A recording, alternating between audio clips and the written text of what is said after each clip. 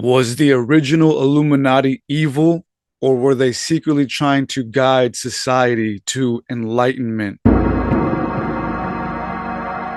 What's up, everybody? Esoteric Eddie here. Namaste.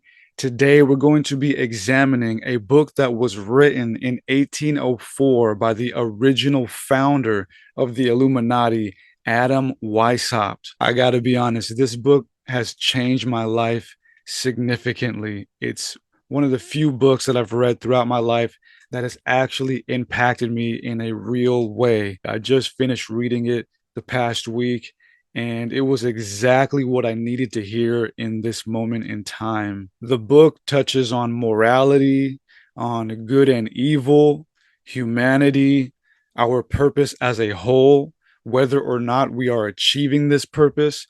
It even touches on consciousness and eternity.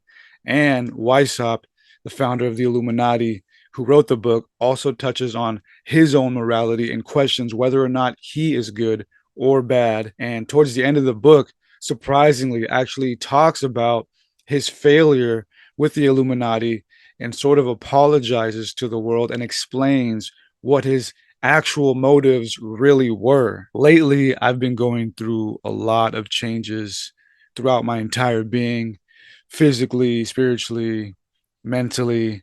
And so, again, this book, man, it impacted me in a huge way. It's the first time that I've been intrigued and influenced and inspired by a book in a while, to be honest. And I think it is a great piece of literature. I think it's an awesome piece of human philosophy and a great piece of existentialism. And that's something that I have been kind of dealing with, but also sort of moving into as a philosophy myself. Existentialism to me is basically being as human as you can. Throughout the world, people are religious or they're spiritual or they're atheists.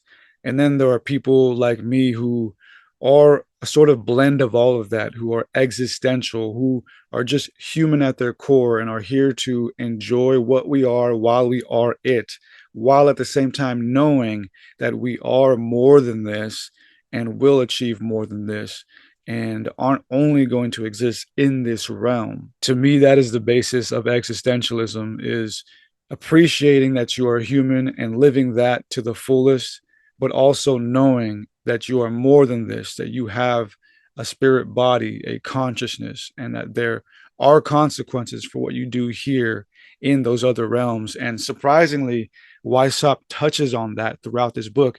And I think that's part of the reason why I was so moved and intrigued while reading this. It's almost as if the words were just jumping out of the book and just hitting me in my soul.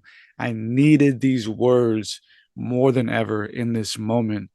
And I think it's amazing that it was written by the founder of the Illuminati. I mean, the Illuminati is scapegoated by everybody, and everyone thinks that the world is being ran by them. And of course, I don't necessarily believe that, but it's funny because I have "fuck Illuminati" tattooed on my rib cage, which I got tattooed when I was like 17 or 18. Super embarrassing and stupid, but it's just funny and ironic to see how things circle back and how things all end up. And I'm going to warn you now, this book is not very conspiratorial, although he does express some New World Order ideals and philosophies and does address his attempt at taking over the known world at the time. Throughout the entirety, it's mostly just philosophy and existentialism, but I think really great philosophy and existentialism that we should all pay attention to because it's very relatable to the world that we are living in today. He basically just poses the question, are we good? Are we bad? Are we really living up to our purpose? Are we being all that we can be? All right. So before we get into the book, I just want to give you some basic context as to who Adam Weishaupt was and what was going on in his life around the time that he wrote this book. All right. So Adam Weishaupt was born in Germany and raised in Bavaria, Germany. And he was raised by a family friend after his father died. And this family friend was a Jesuit and a high ranking member within the University of Ingolstadt, Bavaria.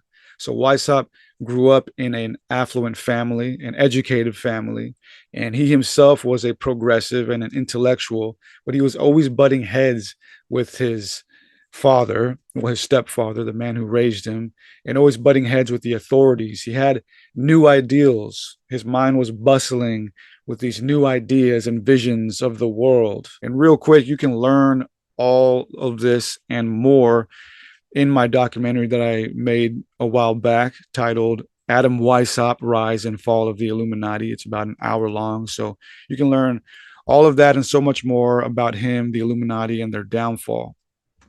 But I want you to know that Adam Weishaupt and the Illuminati, in which he started when he was in his early 20s, eventually failed. They actually didn't achieve their goal, which was to completely eradicate the authorities, completely eradicate the government, the church institutions, and academia institutions of his time through infiltrating them and instilling all of their members to slowly change it into the world which would have the ideals of the Illuminati instead. Basically, Adam Weishaupt, he was a young, radical, progressive intellectual who saw that the world wasn't achieving true enlightenment. We weren't using our institutions to their full potential. So he wanted to eradicate them, infiltrate them, and he wanted to destroy them so that he could build a new world, a new system in which would hold what he thought were the true ideals of enlightenment. So, of course, he failed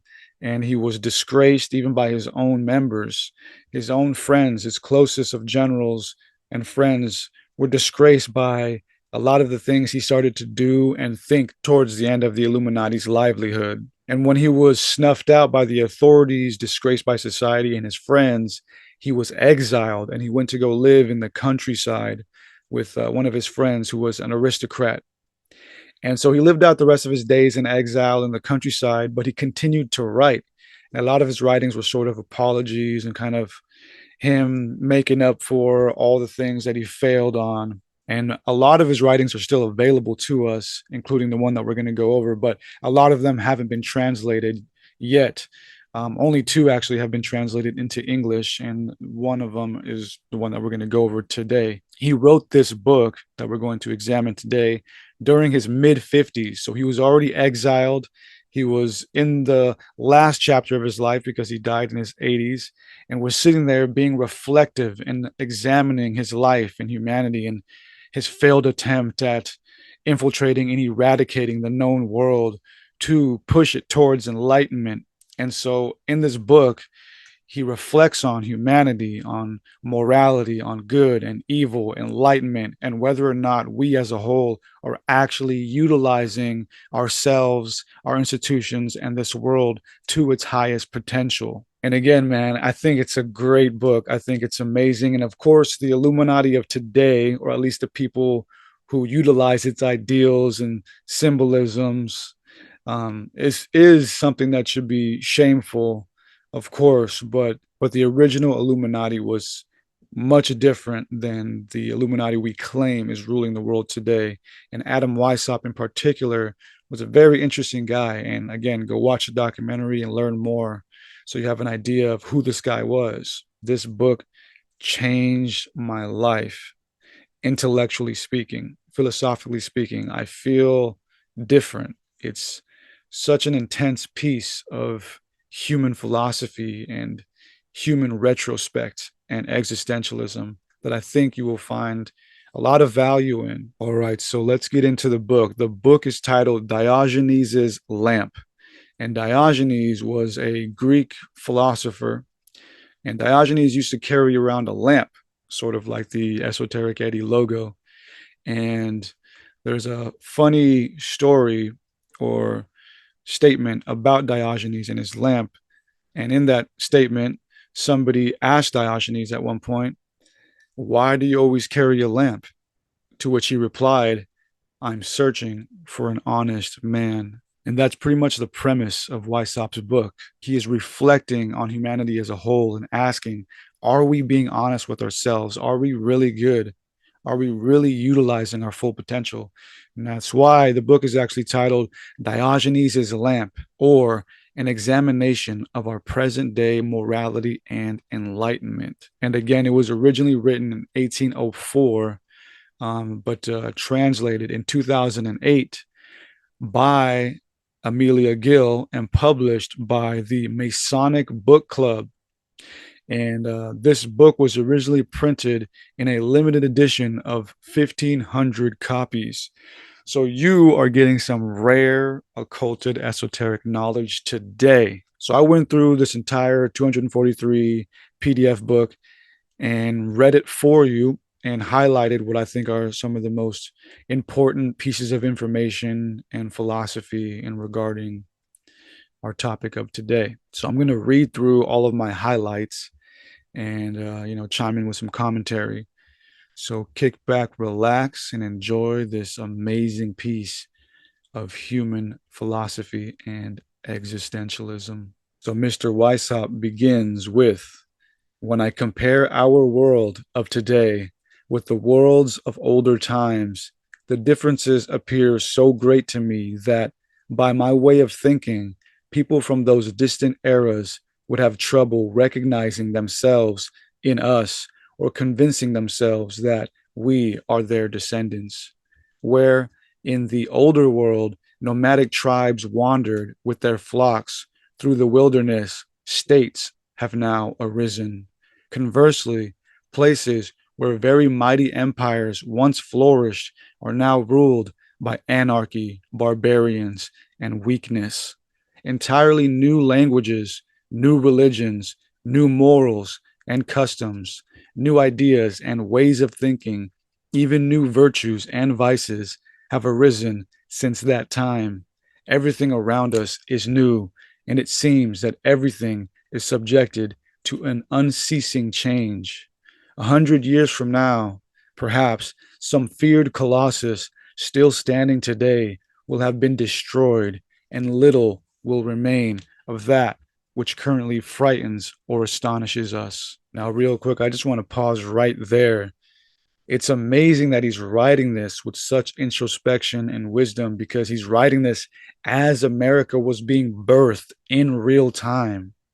And it's wild because at that time, this beautiful place was being birthed, of course, through some very ugly actions and events. But now we are witnessing what seems to be the destruction and downfall of this place. And so I just think it's pretty wild and amazing to think that he was writing this at such a time. Under such conditions, two observations are borne in upon every observer wandering through the ruins of the past world and gazing toward the future: reflection on the frailty and vanity of all human things, and the desire to find out what will become of this eternal cycle of growth and decay. Where ought we to seek and find the permanent and the constant, which we, as free states, must have to maintain our peace? I would have thought that no other idea could hold more interest for humanity's self love, now grown shy, than the idea that our today will not be today forever, but rather, like so many prior todays, will be replaced by a tomorrow stored in the archive of eternity and live on only in and through its consequences. It is precisely this idea that people too focused on the present will heed the least, and it is a very bad thing for such people to ignore it so much. Nothing is more important to us than what will become of the whole of which we are all parts, whose fate is our fate. This keystone, which is the greatest of our thoughts, occupies us the least. What should become of me? Where should I seek aid and a free state if the whole world should crumble into ruins? To what end is this general restless world activity heading? What is the first and greatest of all events on this earth if it has no causes, consequences, and purpose? What are all consequences and purposes if they have no ultimate common consequences or purposes? Can something have value if it has no consequence? Can the parts have value if the whole has no value. Where will the unceasing evolution ultimately lead? Will nature's activities converge overall to our fortune or to our misfortune? Are we moving forward or backward? On such topics, very little is being said, and more than once, the world has even rewarded with contempt and indifference the efforts of those who were willing to take on this work, and thus society appears to assume our history has no more noble purpose than to serve as an antidote for boredom. And there, Weishaupt is saying, of course, all throughout history, whenever we have these vigilante, Christ like figures who come to have us examine ourselves, we always ridicule them and pass them off as crazy. For about 4,000 years, as far back as our history goes, we humans have on this earth thought, acted, believed, taught, and governed. Despite all this, it is widely and generally believed that we remain unchanged and not one iota better than before. If this belief has grounds, then thinking, believing, teaching, and governing are the most unnecessary things in the world, and it would be impossible to make their disgrace and disparagement more plain. Such shameful verdicts ought to awaken our thinking processes, making us become mistrustful of our standards or despise one another. Thinking, acting, believing, teaching, and governing are truly things upon whose better or ignobler arrangement all peace and happiness depend. In a world where it does not matter how each person thinks or acts, what they believe, or how they are taught and governed, in a world in which everything has only bad things to look forward to, where everything is only ever started and never finished, where all splendor ends in only a dream and disappears into nothing, in such a place, being, frankly, has little to recommend it to over not being. It's pretty wild that right here they believe the world was only 4,000 years old. And it's no wonder he's looking at us and saying, I mean, man, what have we been doing? 4,000 years, that's nothing. And even now, what, we've only been around 7,000 years, according to the modern timeline. And so he's saying we've been around long enough to at least examine what we're doing, but not long enough to believe that we've reached our highest potential. And what he's saying here also is that we've created all of these amazing human attributes of intellect, but have we really been using them to their highest potential? Have they really done us any good? If every generation has risen and fallen, why can't anything be sustained by our human intellect and arts if they are to be so amazing and enlightening? After so many centuries have passed, are we better or worse off? Are we closer to truth and perfection? Can our ruination be reduced, or is it completely incurable? After so many thousands of years, it is impossible for it to be too early for us to finally direct a great deal of thought to ourselves, take an exact accounting, dare to sum it all up, and hold up and compare the current state of our assets with those of the future and the past. Again, he's saying that they have been around long enough to finally look back and examine human nature and our progression, but not long enough to conclude that we've reached our highest point of enlightenment. After millennia, humans still do not know whether they are good or bad, what they should consider themselves to be. They know even less what value the world has as a whole.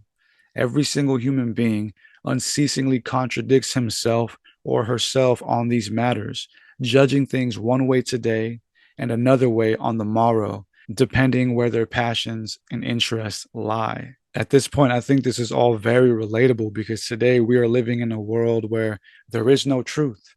Everybody's truth is a truth. And as we'll see, Weishaupt points this out and shows us and demonstrates that if there is no truth, if everything is subjective and it's all whatever, it's all do what that will, then it would be impossible for us to be living in a world where we've reached our highest potential. Nothing, therefore, is more self contradictory than their judgments of another's value or of their own value as their judgment of the whole of which they are a part. The century that most recently flowed away, playing the judge at its own trial, it issued its own verdict, decreeing that its society, the finest of its morals and tastes, and its enlightenment in general, by far surpassed those of all earlier times. We, as its lot of collected hand me downs, believe we can see further, and lo, for as long as the world has existed, sons and descendants have always considered themselves wiser than their fathers and ancestors. Either this judgment is just an illusion inspired by our vanity, or we are hearing here the unanimous confession of all centuries that our culture inexorably progresses and that humans and the world are moving from a less perfect state to a better one. We believe we are wiser than our predecessors. When I first read this, I was blown away and I was astonished because I finally realized, at least philosophically speaking, why God and God's judgment is necessary.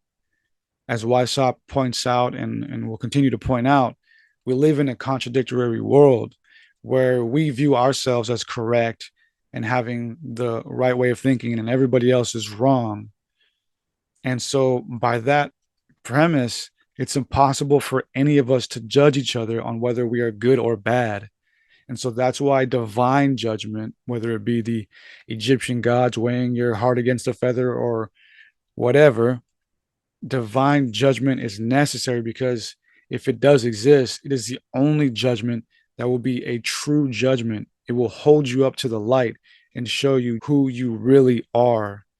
And that gave me chills, man, to realize that fully when I first read that. I fully understand now. Well, not fully understand, but I do understand in a better and deeper sense now why divine judgment is necessary. It's impossible for humans to judge others and even themselves. When we assemble the scattered complaints and testimonials about the decline of morality made by writers in the various eras of the world from century to century, we end up with a unanimous confession from all the centuries that things get worse with each new generation. This is the oldest of all laments.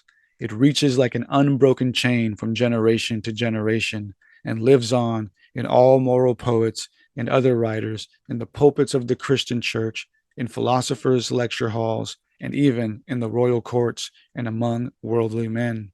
If, in accordance with this unanimous evidence, every subsequent generation has truly deteriorated, incorrect conduct is always the result of an incorrect way of thinking, and consequently of false ideas and principles, and that from these beginnings it is impossible for an era to increase in enlightenment when its principles and ideas are deteriorating each day with the increasing moral ruination. So here again, he's pointing out the hypocrisy of each generation, saying that it's the best, while at the same time having some of its intellectuals say that we are not the best and that we've lost some very important things of our humanity from the past. Since no one can cling to a conviction that appears erroneous and incorrect to his or her own understanding, each person cannot but believe that his or her convictions are the only ones, the truest ones, and the best ones. A world in which one's own way of thinking frequently finds followers and admirers can only appear to be an enlightened and perfect world. We all think that other people are only right to the extent that their way of thinking approaches our own.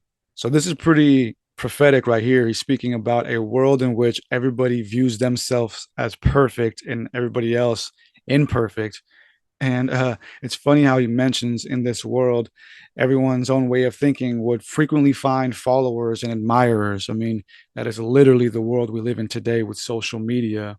But again, he's saying if we live in a world where we are perfect, but everybody else is imperfect, then by default, we are living in an imperfect world, a paradox world. Let us now consider the world as a whole, as each person judges it from their own standpoint. And let us then, trusting in that point of view, collect the individual votes. The result? A world that only contains such people can never be unenlightened, bad, or less than perfect. Now let us consider, conversely, what each human being thinks of his fellow human being. Let us consider the fact that humans will appreciate or discard a new conviction merely based on its agreement or contradiction with their own prior convictions. As a result, we think that everyone else, everywhere, is chock full of bias, contradictions, prejudices, short sightedness, and stubborn blindness.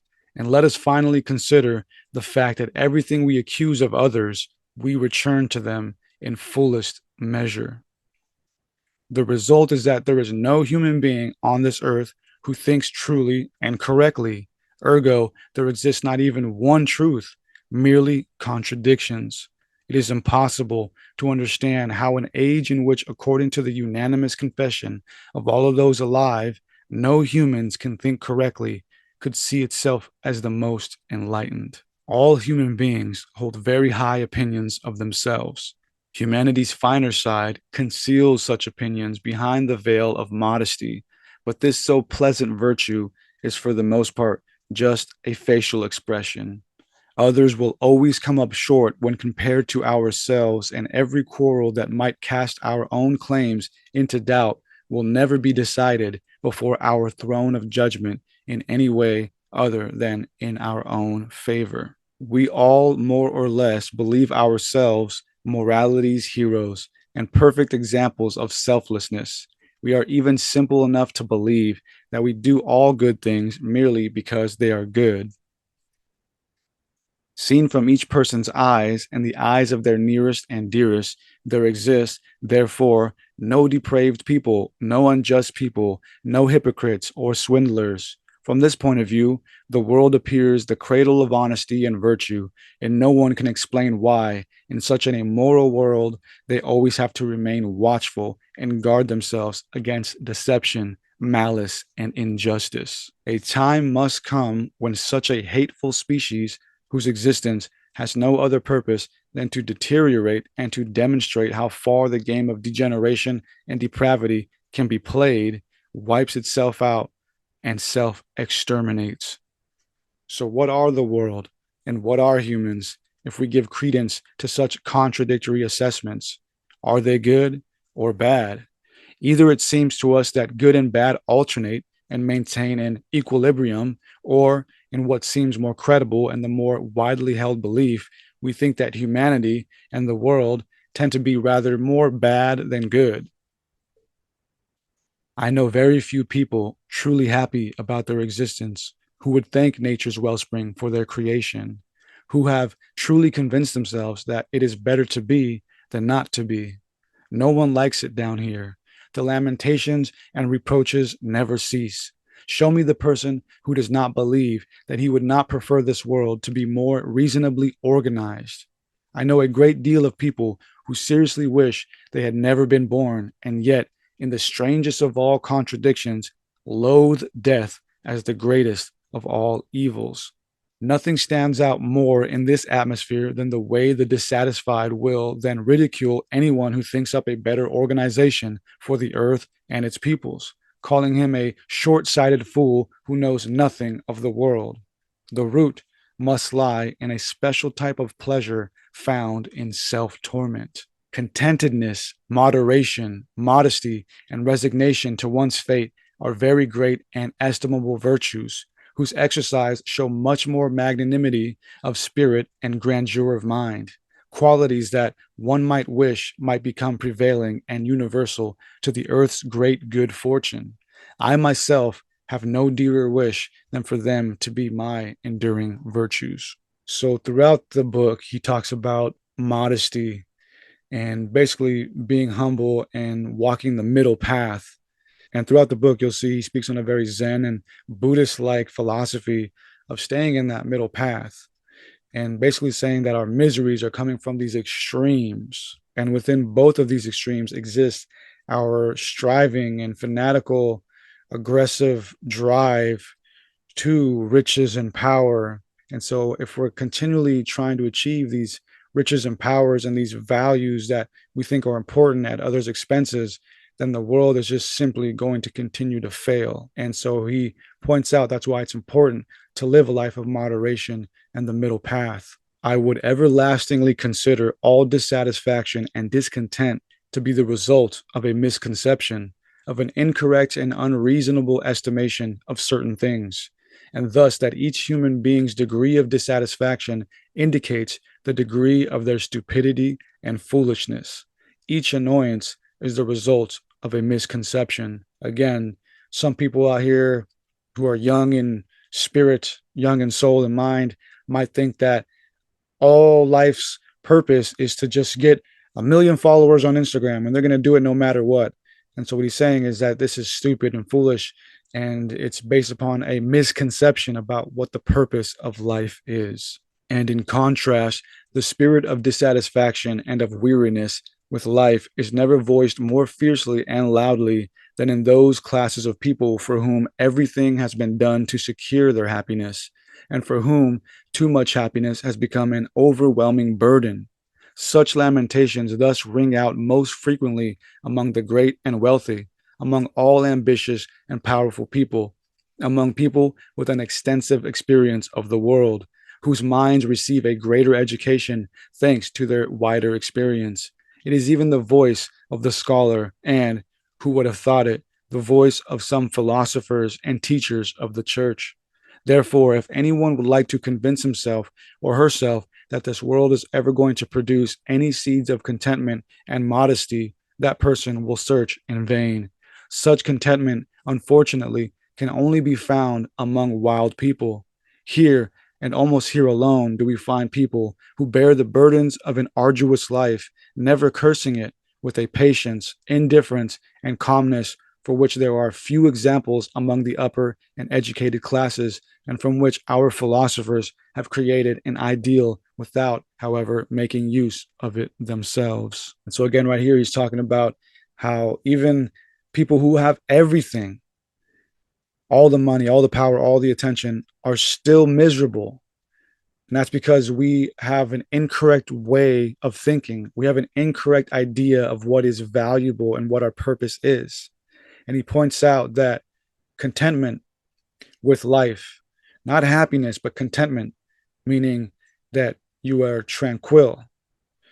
That contentment is only found among people who aren't fanatically and aggressively searching these things, people who have just accepted moderation, just accepted what they need, but only ever wanting within close proximity of their own labors. And I can relate to this, man. It's funny because the other day I was just thinking to myself, when am I truly happy? At what points in life am I truly happy? And ironically, I am truly happy when I am working, as crazy as that sounds, but not just like slaving away. I'm truly happy when I'm out there in the sun and I'm working and laboring unbothered and, not in a rush, just in a nice, zen, tranquil state. Whatever it is, if I'm out there laboring, I feel good. I feel happy. My body, my mind, my soul, everything feels good. And so, as you'll see throughout the book, it's a part of our purpose to build, to work. But right now, we have an incorrect way of thinking about what it is we should be building and working towards and who we should be working for. I'm most happy when I'm being productive physically. And that's me personally. I feel at peace. Everything goes away when I'm just focused on my work. And I think that's why everybody or a lot of people have this fantasy of like living on a farm. I talk to so many people, and a lot of them always say that, oh, all I want is just to live on a farm and have some animals and raise a family and all this and that. And that's a beautiful thing to want. I think everybody should strive for that. But it's funny how that's like so ingrained into our subconscious. I think that everybody's just starting to get fed up with the way the world's going. And we have this world heading towards a super technocratic, robotic AI future. And I think everybody's subconscious is trying to combat that with the extreme of like, well, maybe we should kind of question this, and maybe we don't really want that. Maybe we just want to live a simple life on a farm somewhere, because that's actually what makes us happy. It's not all these things, all these needs, and all these excessive wants. What actually makes us happy is the simple middle path. And if everybody could find a way to that without having to um, harm other people, I think this world would actually succeed in finding enlightenment, as Weishaupt will also point out. It thus appears more and more as if reason and higher education exist in disadvantageous proportion to our peace and happiness, and in fact truly hinder them. Even seems as if our misery will increase in proportion to increases in our insight and understanding. All this leads very naturally to the idea that reason is a privilege that a spiteful deity gave humans for the purpose of causing them harm, that all higher culture is said to be an embarrassing, artificial, unnatural condition and the actual source of our continuing misery. That right there, again, blew my mind when I first read it. I finally realized, I think, what this simulation is all about. It's interesting how he said that basically knowledge was given to us by a spiteful deity as a trick to bring forth misery as a lesson. And of course, he's referencing the Bible and the serpent and all of that. But I think it's deeper than that, man. I think if we are in a simulation and the Bible and all these ancient texts have anything in correlation to that, I think prior to this realm, prior to this simulation, we did live in some sort of peaceful infinity, and for whatever reason some quarrel happened, some contention, some battle, some challenge, and we were thrown here to be shown that wanting to be gods and wanting to know everything actually is not a virtue. And so here we are giving ourselves headaches, running around trying to know everything, trying to do everything, wanting everything, needing everything, and it's actually just causing us to be miserable. Or at the very least, if we want to look at it through the Gnostic perspective, with the demiurge, we were thrown in this simulation and given false knowledge, given false wisdom. And that's why we value all these things like riches, power, fame, and these false ideas and false principles, as Weishaupt will continue on about, are the source of our misery, are the source of our samsara and soul entrapment. Thus, it fully begins to appear as if all these arrogant words, ideas, and principles that philosophers have been working so well to discover and spread since the beginning of all time were empty phrases, idle words, and useless platitudes, absolutely incapable of strengthening or truly healing any sufferers. To make such crushing discoveries now, after having lived more than 50 years in such a notorious world and spent the great part of my earthly existence fruitlessly searching for truth, in hindsight, such a foolishly spent life is both sad and mortifying, and I cannot help making the humiliating confession that I have very poorly understood the art of living and enjoying life. Damn, I mean, right there, that was just mind blowing and astonishing and wild to read. Here we have the founder of the Illuminati telling us that after living 50 plus years of life, he now regrets spending most of it fanatically searching for truth, when the most simple truth, that is the most powerful truth, is we are here to simply enjoy life. Because at the end of it, you don't get any of this time back. And so everybody's searching, aggressively striving for knowledge, for power, for riches, for all this stuff. And before you know it, it's going to be too late. And you're going to look back and you're going to be like, damn, maybe I should have just chilled out and just enjoyed it and been kind to people and helped people out. So I thought that was wild, man. You can see why this book impacted me so greatly, to be sitting here reading these words, man, from 1804, from the founder of the Illuminati, being the person I am, having spent half of my life at this point also searching for knowledge, to read that this person, the founder of the Illuminati, is admitting that it was a foolish task to begin with, is just wild to me. And to be honest, I'm kind of at that point myself. I could honestly walk away from all of this and be happy, because I know who I am and I know what I want and I know what makes me happy. but I know that I have to be a part of the world for a time being, not so much for myself, but for all of you.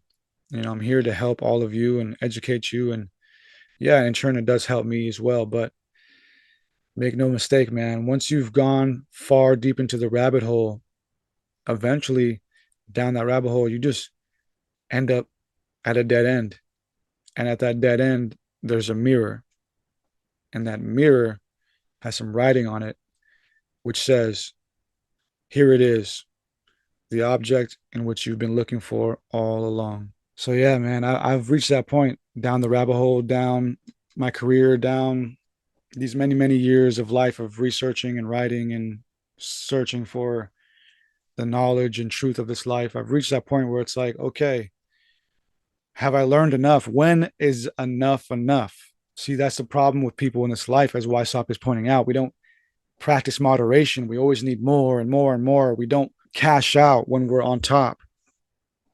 And that's how you go into psychosis and down these rabbit holes. And so you got to stop every now and then and enjoy life, enjoy this time. Take the knowledge you've learned up to this point and utilize it. Go out there, use it, heal people, heal yourself. People have been preaching, philosophizing, teaching, educating, commanding, and forbidding for thousands of years. And it is said that people are no more moral than before.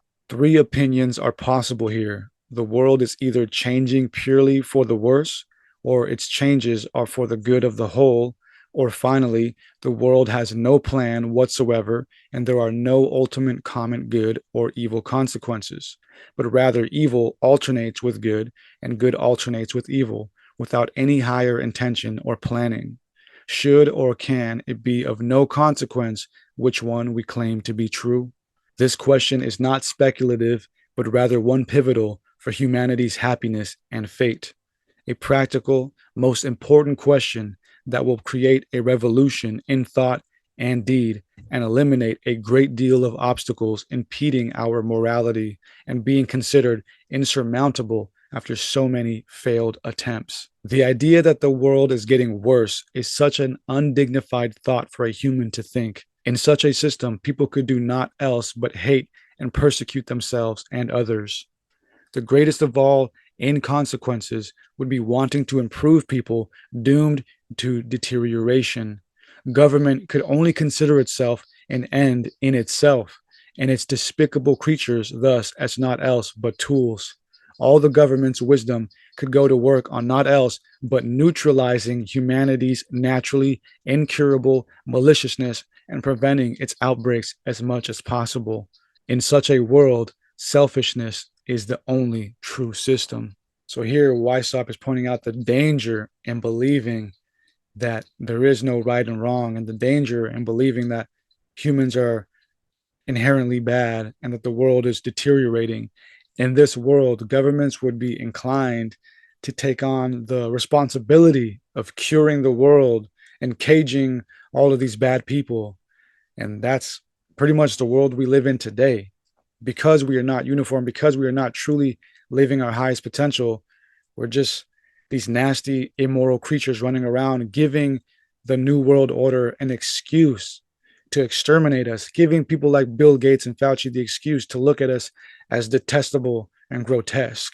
The minute we assume that the world is changing for the better, things become very different, and our behavior must change completely.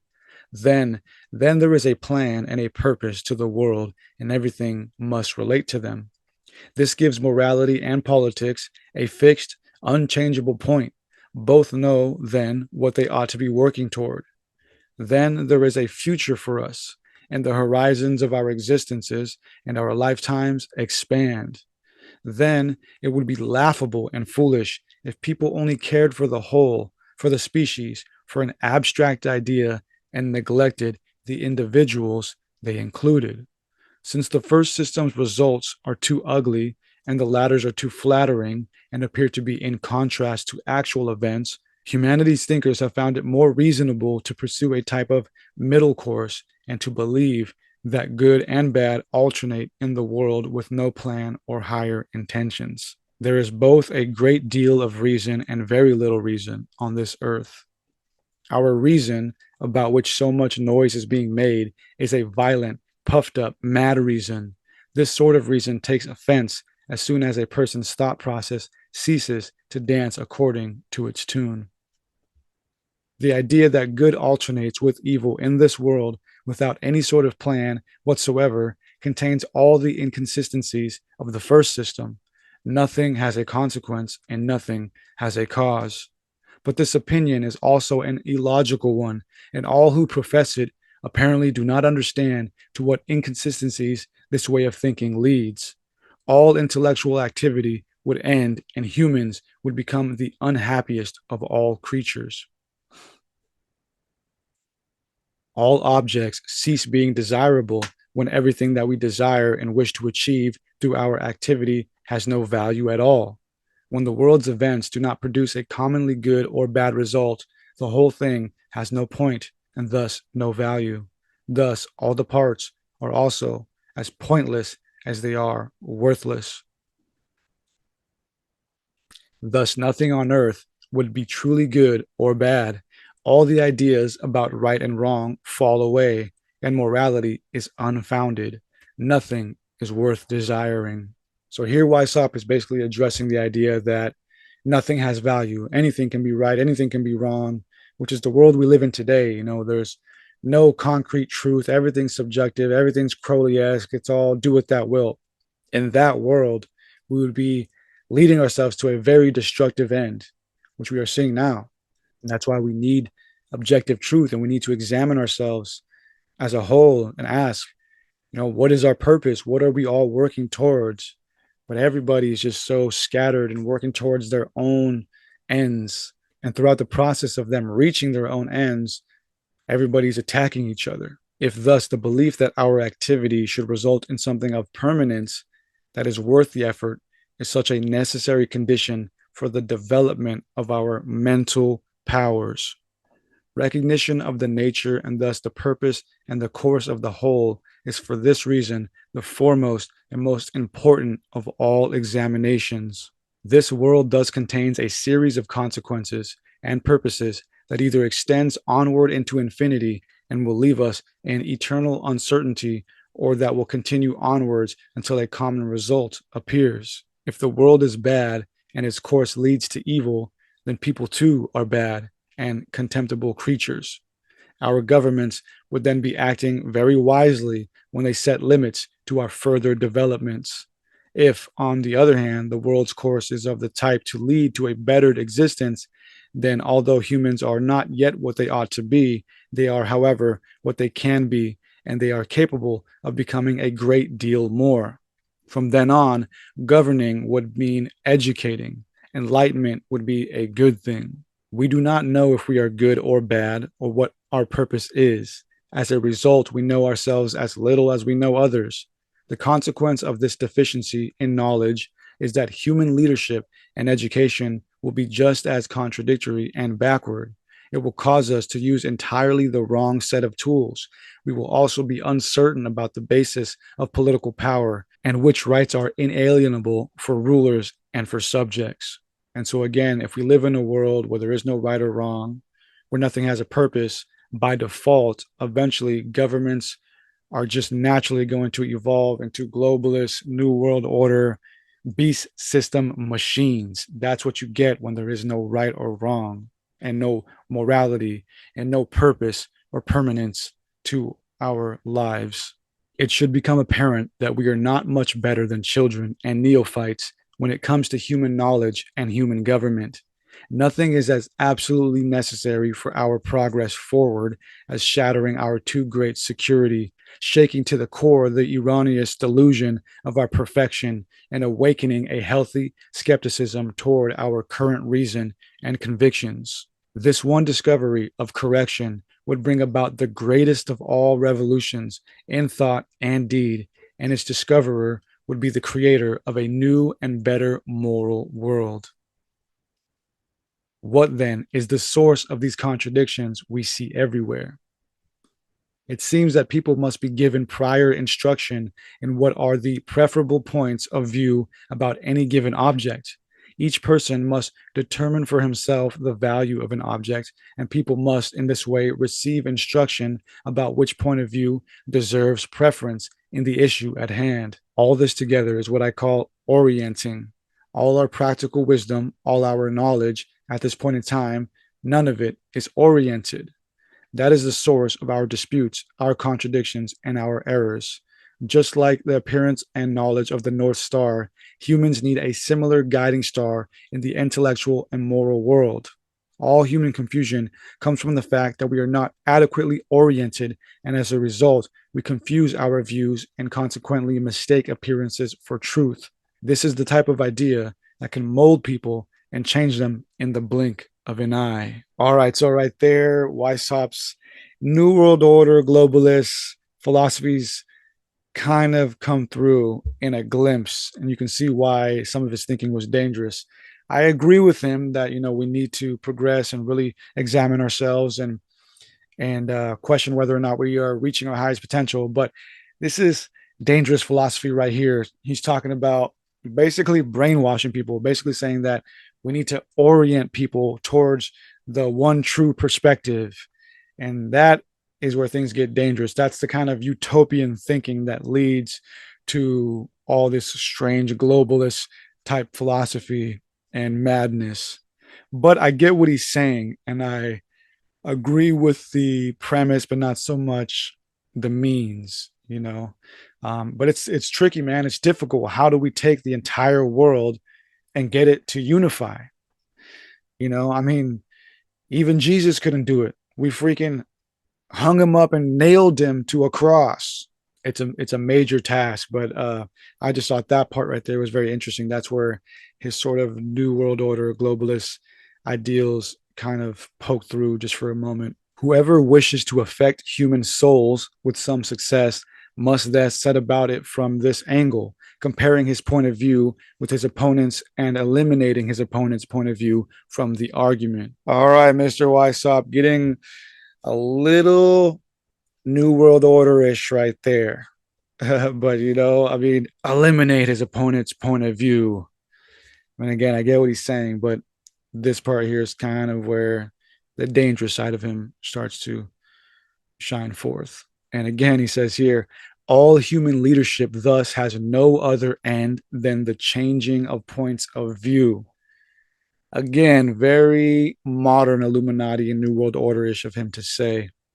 He's kind of bipolar. Like he has like this very like utopian point of view, but then it slowly leads you to this like New World Order idea of like eliminating the wrong points of view. And that's when we get into this difficult conversation of, okay, well, what's the right point of view? And how are we going to eliminate people with the wrong point of view or change them or orient them, as he says? But again, I think there's still a lot of fascinating pieces of philosophy and existentialism all throughout this that do hold some value and some benefit.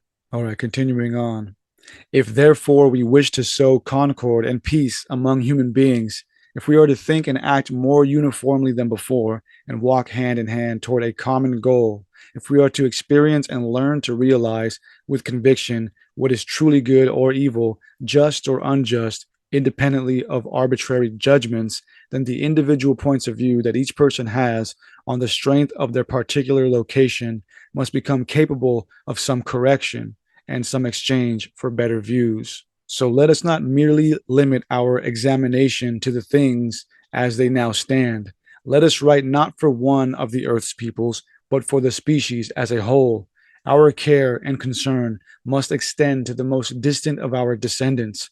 Let us therefore reach for the globe and embrace it. Whoa, buddy, what do you mean by reach for the globe and embrace it? Let our thoughts wander through the scenes of the future, because truth will continue shining after even the heavenly bodies are extinguished. A pure whole proceeding so long and so far until in the end all divergence disappears, until we come across a single, highest, and most general point of view.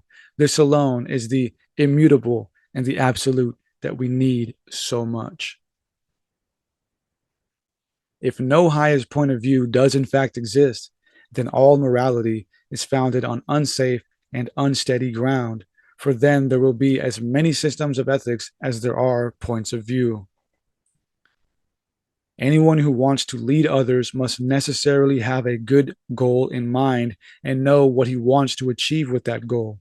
Various are the things that can be created therefrom, and various are the conceivable goals to which humans can be led, and they are extremely unequal in their worth.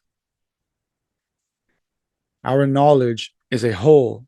If our first principles and ideas are flawed, this error will spread to all branches of our knowledge.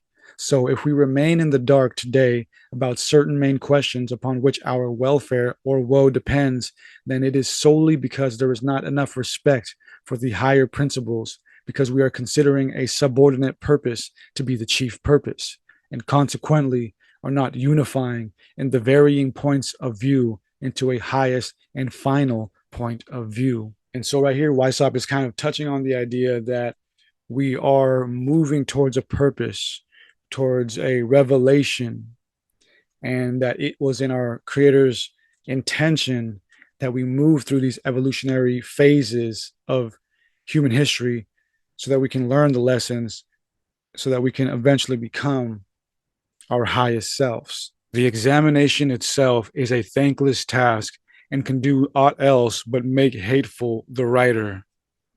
It is also a dangerous subject because it cannot be dealt with without disparaging humanity's moral conceit and administering a telling blow to our own self love. We authors are thus permitted our vanity, and we, in turn, allow our readers to judge our labors for themselves according to their preferences.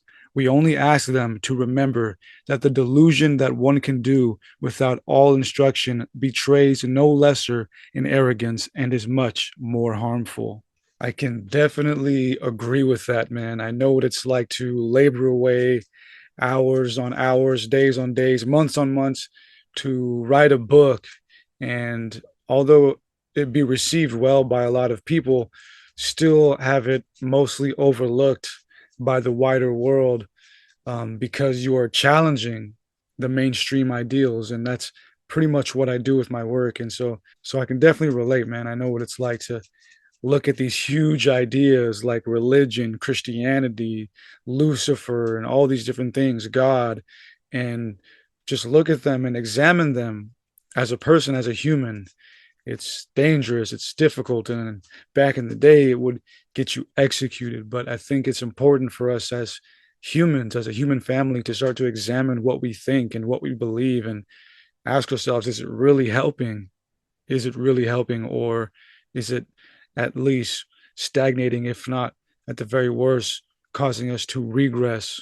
Our greatest good and our greatest woes on this earth all stem from people's way of acting, which in turn is based on something else, on the fundamental beliefs inspiring the actions. All humanity's happiness and misery thus depend on the prevailing ideas and principles prevailing in each age. So much remains undeniable.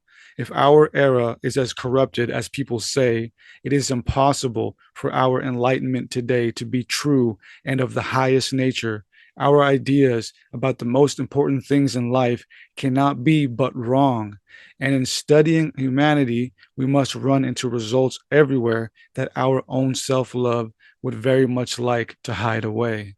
Consequently, if progress is to be made in the moral world, all our energies must be focused on waking people up from their dozings and stimulating them to better examination of themselves and others.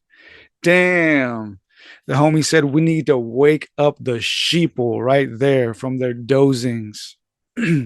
My contemporaries have done everything possible to destroy my self confidence from the ground up and to render me as ineffective as possible.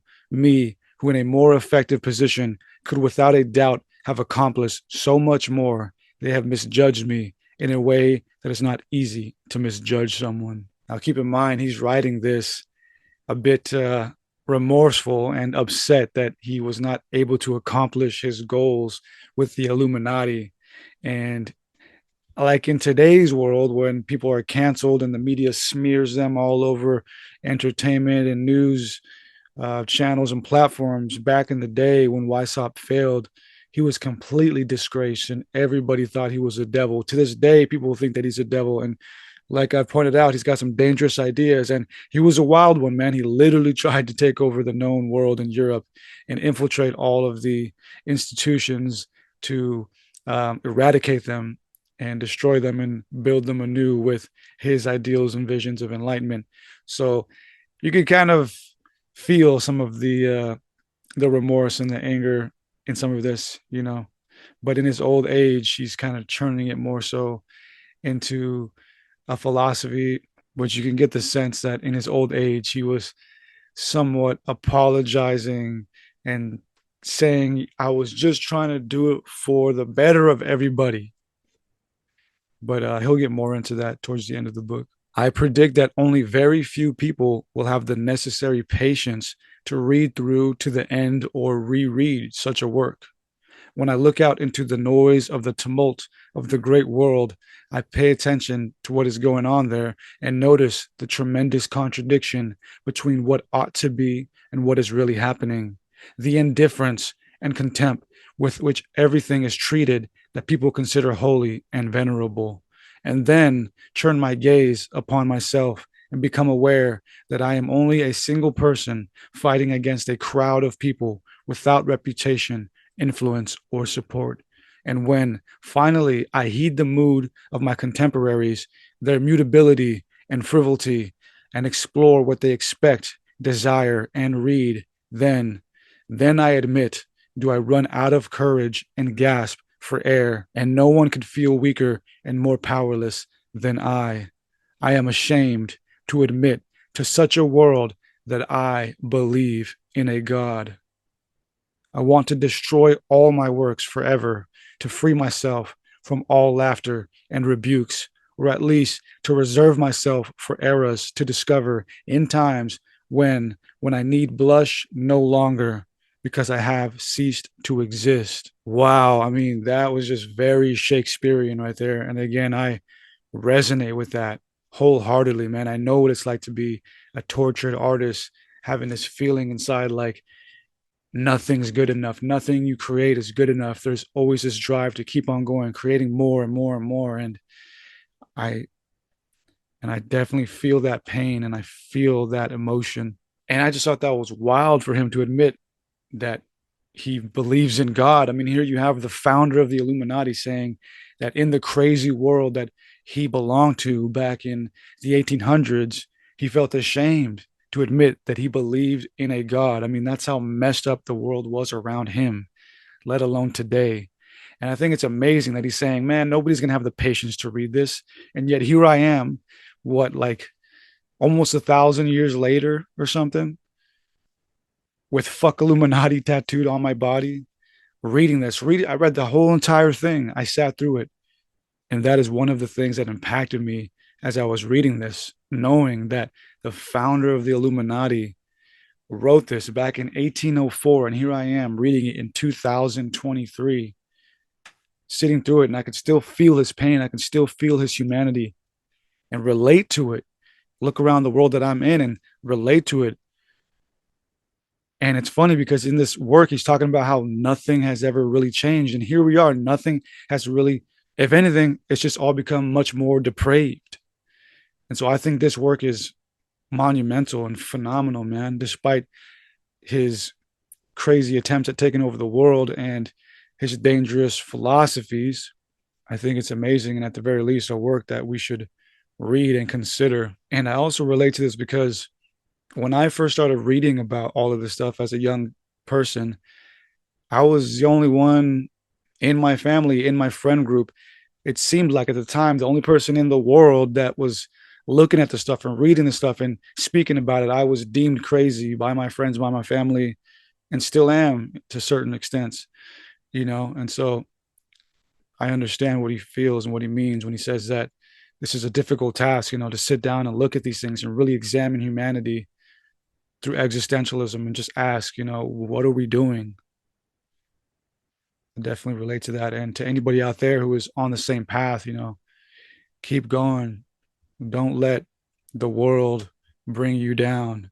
If you have a drive, a passion within you, calling you somewhere, and you're afraid to do it, or you're hesitant because you know it's going to go against what you were taught, what you were brought up believing, don't be afraid. There's a reason something's calling you there. But yeah, anyways, that's just what I think, man. I think if you have a desire within you to seek out something, it's probably for a reason. But of course, we need to do so in a healthy manner as much as we can. Fortunately, this foul mood is only a temporary phenomenon, albeit sometimes a frequently reoccurring one. My confidence is soon revived when I look at the people who are always dependent on others' decisions and think nothing true that is not allowed by those who set the tone, who are always in others' power and are ashamed to belong to themselves and do not have the courage to be themselves. When I realize how precisely these weak people, out of blind and over exaggerated respect for the foolish opinions of those they are seeking to please, destroy themselves, then I feel strengthened. Gee, get 'em. Yo, I love that too, man. I relate to that. You know, when the world's got you down and you feel like you're not good enough and you feel like the work you're putting in is not being appreciated, you just got to look around and realize you're free. There are so many people out here who are trapped by trying to please other people, trapped by trying to live up to society's standards, to the mainstream standards, trying to find happiness in other people rather than within themselves. And so I relate to this 100%, man. There comes a point where you got to jump into that unknown with nothing more than your own heart, your own soul.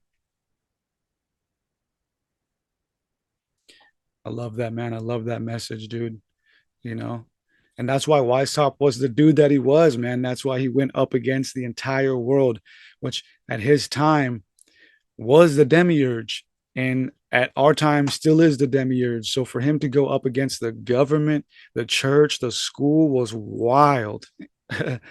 And that's why the Illuminati has the stigma and impact that it has today. You know, because he looked around and realized, man, we are just not progressing. We are not living our highest potential as people. And he was fed up with all the brainwashing. He was fed up with all the clones and NPCs and people just towing the line, people just following orders. But of course, you know, once you rise to the top yourself, your morality will be challenged. And that's why Weishaupt fell. He was no more than just a man himself, which is the most beautiful thing out of all of this entire story. You know, in the end, he was just a man and he realized that. Do humans think and live in order to eat, or do humans eat in order to think and live? This leads to the so often cited but too little heeded idea of to be or not to be. In our day, the belief has become prevailing that resolving this question would change nothing at all in human morality. A certain moral behavior results from the nature of the relationships under which we live. Our needs force us to fulfill certain obligations. If men of the world call upon the philanthropy and goodness of their actions as evidence of higher morality, they may indeed be very good when judged by their effects. But this does not prevent the source from being dishonest and the foundation from being shaky. What is truly good is found not in the actions, but in the convictions. The virtue exists not in individual deeds, but because virtue is a whole, and where it is not, there can be good deeds that are not good. That is why the men of the world appeared not to know enough about the reasons for their actions, how they come to do the things they do, the power of this or that reason, how their conduct would change as soon as such reasons would cease to exist. The man of the world takes too little account of the fact that many a person behaves very well because they lack temptations and have no interest in doing the opposite. Amazing. I love that. So basically, what he's saying is if you're simply doing good because it's the good thing to do and you know nothing else, you're not really good. It's kind of like that whole thing that Jordan Peterson talks about. If you're just doing good because you're afraid of getting arrested or you're afraid of getting reprimanded by authority, you're not really good. You're just following orders. So whatever the authorities tell you is good, you're going to follow. So a person who knows both good and evil, a person who has committed evil and decides not to anymore, or knows that they could commit evil but decides not to, that is a person who is truly good because they have outweighed both options and have chose to do good out of their own will. I love this part right here. Check this out. Men of the world only appear to know those aspects of themselves that are the source of their smugness. They know where they are strong, but they hide their weaknesses from themselves. Their assessments of their own value would change in an instant if it pleased them to examine their weaknesses and make them the object of their reflection. It is impossible for people who believe they can do no wrong, who have an excuse for each of their mistakes, to be truly moral. No morality can be limited to mere enjoyment of the present. The concept of a future is indispensable to morality. That which is spiritual and noble in our actions thus comes from the fact that we are capable of daring to look beyond the present and of foreseeing more distant consequences. That is just pure wisdom right there, man. I related to that so much. That hit me in my soul when I first read it. Because right now, man, as I said, I'm going through a lot of changes, some that I can talk about, some that I'm not comfortable talking about right now, but it's been a crazy summer, I'll say that. And I think that section that I just read right now, man, that could be used for so much in this life, man. Basically, what he's saying is if we just live for the moment, if all we're doing is just trying to please ourselves in the moment and never thinking about the consequence of our actions, we're not truly moral because the world, as we've seen, will continue. And we have to assume that it's going to continue, that humanity will continue, that our creator has it in his plan for all of us to continue and for there to be an afterlife. So for us to just simply go out and party and lower ourselves because we're going through something, that's not moral, man. That is us feeding into our lower selves. We need discipline. We need to be able to stop, slow down, think about things, not just once, but twice at least. Think about our actions, think about what we're doing and what the consequences of our actions are going to be. And that was just so relatable for me right now, man, because it's been a crazy 6 months to a year. And like anybody, I've made some poor decisions here and there, not just recently, but all throughout my life. And I'm at a crossroads right now where I'm really examining myself and all of my actions and why I do the things that I do, deep within me, what's going on in my subconscious. I'm attempting to reprogram myself so that I can continue on into my 30s and into the rest of my life, striving to be my highest self. Because I am of no use to the world, let alone myself, if I'm living in my lower self. I am literally no use. So I think it's important, for everybody to read this, man, and to just dig into these philosophies and ideals because they're hard, man. They're difficult. They're difficult truths to examine, but I think they're necessary. Oh, and I love this part right here too. Wherever principles, wherever character and uniformity can be discovered, both in convictions and in deeds, there you will find a type of greatness simultaneously. For there is concordance and planning, and wherever planning exists, wherever theory marches in step with execution, there you will also find an appearance of perfection and wisdom. That is just gold right there, man. Seriously. I believe in having discipline and regiment, and it saves you. I always say having a regiment will save you. Being consistent in life will save you. It's what saved me, man. And that's why I love this book. It's bringing me back to a lot of ideals that I had when I was broke and struggling. That's the funny thing, man. And he does bring this up in the book, but I don't think I went through that portion. But he mentions at one point that people are only moral and good when they're at the bottom. But once they get to the top and they're tested, they start to lose a lot of their morality. And honestly, that kind of happened to me, man.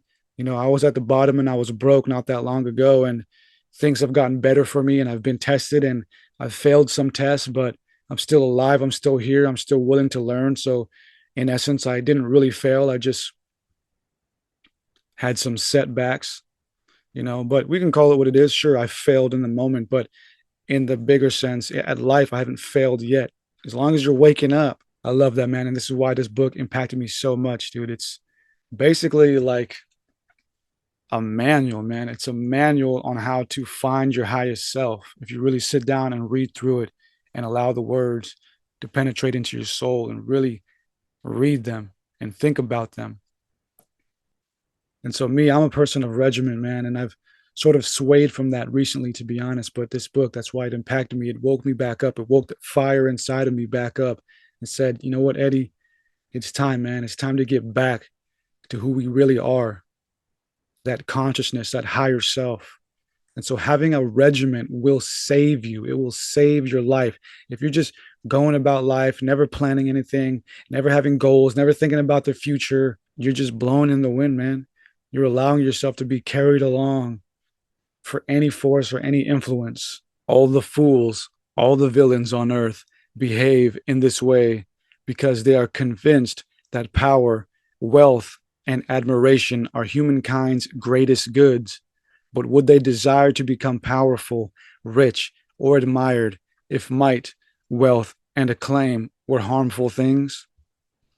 They want to become powerful, rich, and admired so that they can then sit back and do nothing, enjoy life, and relax. They are active for the purpose of becoming inactive. All people are trying to place themselves in a situation where they feel less displeasure and more pleasure, where they can relax without hindrance and enjoy their existence, where they can arbitrarily decide to act, not to act, or to act differently. The greatest of all men seek, in this manner, nothing better than what is demanded by every day laborer in his lowly hut. Bangers again, man. I'm telling you, man. This thing is Shakespearean, existential, philosophical. It is wild, man. It is Weishauptian. Yo, that is wild. And it's so true, man. All of us are striving so hard, so fanatically and aggressively to reach the top, just so that when we reach the top, we can finally kick back and relax. Isn't that funny, man? And so what he's saying is, if that's all we want, if that's all we're trying to do is kick back and relax, there's got to be a better way to do it. Because by the time you cheat your way, kill your way, drug your way, or whatever to the top so that you can do that, by the time you get there, it's not even going to be worth it. You're going to lose all these friends and family and health and all these things along the way. It's going to be miserable. But it's funny, man, how we're trying so hard to achieve something that we could simply just do right now. Just kick back, relax, stop trying to take over the world. I know that's ironic because this man literally tried to do that, but that's why he's saying this, man. Who better to know both sides than this motherfucker right here? For this reason, morality cannot be anything but a doctrine of happiness. It is the science or art that teaches people how to enjoy life in the safest and most lasting way. Morality that teaches the most reliable means to that end is the only reasonable and true morality. If everyone were left to their natural tendencies, if they were capable of doing whatever they liked and all external circumstances were available to them to achieve this end, no human being on earth would work. Work would be the greatest of all evils. The original system of sensuality and idleness must be due for change and improvement because its circumstances are completely available to no one. Anyone who has lived some time in this world discovers they must earn the collaboration, respect, and love of their fellow human through appropriate conduct. And that's a given, man, honestly. And it's a tricky utopian question, like, okay, if we all had everything that we wanted and just kicked back and didn't work, how long would that last? Until somebody needs to work. You know what I mean? I'm a plumber, man, and I'm happy about it because no matter what happens, you're going to need a plumber. Even if this world is destroyed and the elite go to Mars, they're going to need a plumber. So what he's saying is it's a fantasy to think that we can just all sit back and relax. Somebody's going to have to work, right? And so I can see why throughout some of his detractors later on would call him like a communist or whatever, a fascist, and all these different things because it insinuates that the utopia that he envisions would be like a commune, something where everything was shared and nobody really owned anything. And but that's the tricky thing about our world, man. It's like which system is really the better one. And we're so convinced that there are no other systems. It's either just left and right, Democrat, Republican, communism, socialism, or capitalism. But what if all of those are just wrong, man? What if there's something we're just not really grasping still? And again, man, I feel most at peace, honestly, when I'm working, you know? I mean, obviously, I don't feel at peace working all the time, but I do feel a very nice tranquility and peace when I'm unbothered, just out there in the field, working, laboring away at my own pace, with my own patience.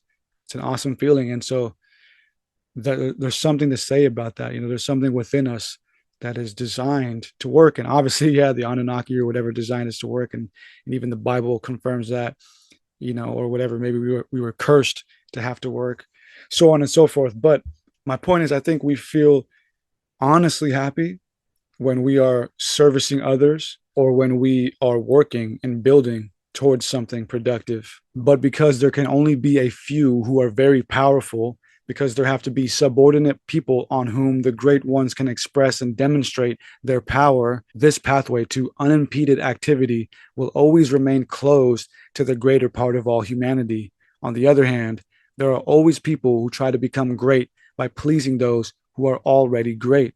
That is why every great person is flanked by vileness and flattery, and it is mostly the lower classes who spoil the higher and maintain the great one's arbitrary usage of power.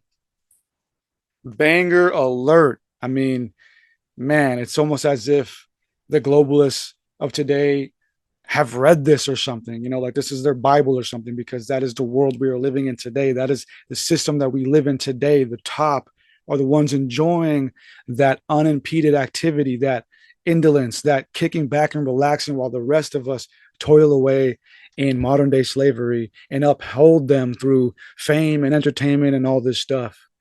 Because the truth is, when we live in a world where nothing is right and nothing is wrong, eventually governments are going to be inclined to take over the world, to correct it and orient people and brainwash them and put them in line into the correct way of thinking.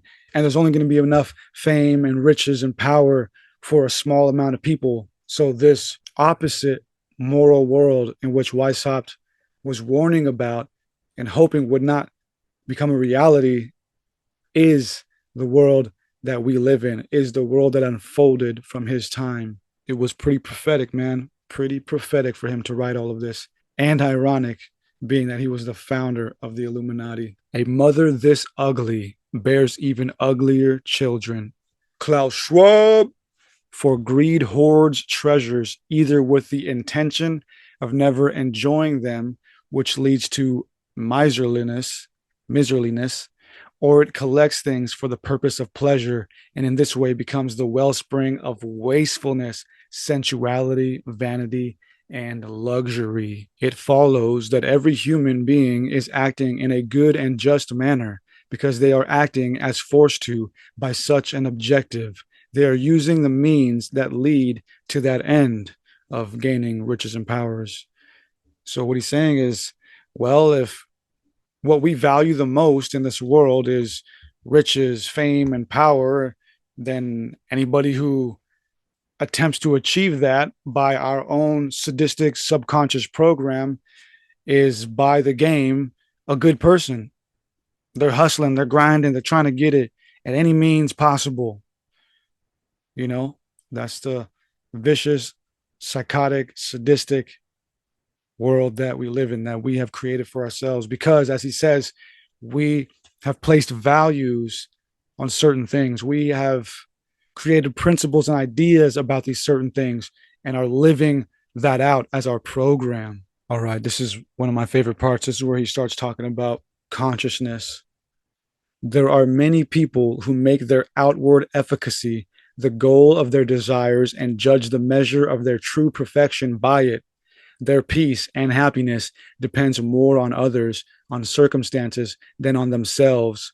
They are often frustrated, and their state of mind becomes an inexhaustible source of their misery. On the other hand, to limit all efficacy to one's inner state, to the ennoblement of one's fundamental convictions, to convince oneself that all outward efficacy could have no other purpose, to realize that this is a purpose that can survive in every one of life's situations, in a dungeon or upon a throne, to become convinced that virtue, the perfections of the mind, are everything, that happiness and misery are based upon them, that all the other coincidences concern a body linked to us, not us ourselves, though through this body they can for a time be a burden to us, slow us down, because it is our tool.